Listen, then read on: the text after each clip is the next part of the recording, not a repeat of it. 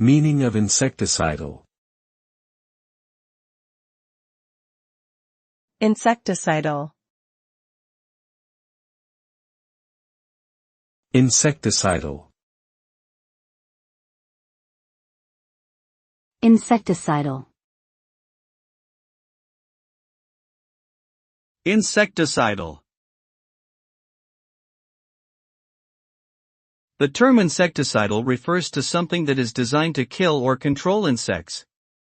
Insecticides are chemicals that are commonly used in agriculture and gardening to prevent pests from damaging crops and plants. Insecticidal products can take many forms, such as sprays, dusts, baits, and fogs.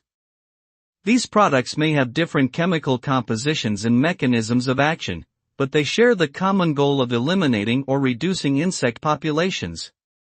Effective insecticidal treatments can help protect crops, reduce economic losses, and prevent the spread of insect-borne diseases.